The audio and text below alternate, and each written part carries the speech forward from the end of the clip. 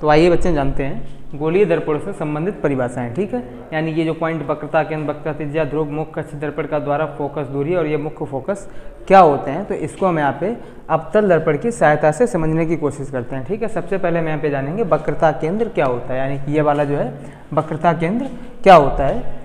तो यहाँ पे ये जो गोला बना हुआ है, जैसे यहाँ पे M1 से लेकर के M2 तक जो अवतल गोलीय दर्पण दिख रहा होगा, ये जिस गोलीय दर्पण से काटा गया होगा, यानी कि जिस गोले से काटा गया होगा उसी के केंद्र को, यानी कि ये पूरे दर्पण का जहाँ पर केंद्र होगा इसी के केंद्र को क्या कहेंगे, वक्रता केंद्र C। ठीक है बच्चों, आपको इतना समझ में आ गया होगा।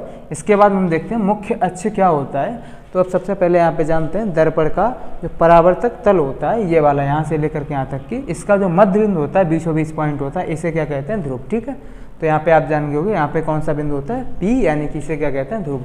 ध्रुव और वक्रता केंद्र को मिलाने वाली जो सीधी सी रेखा होती है उसे बोलते हैं मुख्य अक्ष। ठीक है, ये सीधी सी।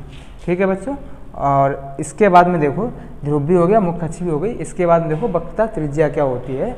ध्रुव और वक्रता केंद्र के मिलाने पर, यानी कि ध्रुव और वक्रता केंद्र को मिलाने पर जो ये दूरी प्राप्त होती है, ये क्या होती है, वक्रता त्रिज्या। इसे R से प्रदर्शित करते हैं। ठीक है, इसके बाद में देख लो दर्पण का द्वारक, तो जितने हिस्से से परावर्तन होता है, यानी कि ये वाला जो पार्ट है ना यहाँ से यहाँ तक की, इससे परावर्तन हो रहा है, तो इसे क्या कहेंगे, दर्पण का द्वारक। इसके बाद में मुख्य फोकस, तो वक्रता त्रिज्या की आधी दूरी को फोकस दूरी कहते हैं। ठीक है, वक्रता त्रिज्या की आधी दूरी को फोकस दूरी कहते हैं। अब मुख्य फोकस को समझते हैं। मुख्य फोकस क्या होता है, दर्पण से परावर्तन के पश्चात प्रकाश किरणें जहाँ पर आपस में मिलती हैं उसे मुख्य फोकस कहते हैं। ठीक है, इसे हम थोड़ा डायग्राम के द्वारा समझते हैं। इससे पहले हमने क्या किया, यहाँ पे ऐसे दर्पण बना लिया और ये इसकी क्या है, मुख्य अक्ष। यहाँ पे ये इसका ध्रुव P है। ठीक है, तो दर्पण के परावर्तन के बाद में, यानी कि जो प्रकाश किरणें होंगी वो ऐसे आएंगी, हमने यहाँ पे ऐसे मान लिए हैं। ठीक है, तो दर्पण से परावर्तन के पश्चात प्रकाश किरणें जहाँ से निकलती हैं, जैसे पहली प्रकाश किरण गई यहाँ से निकल गई,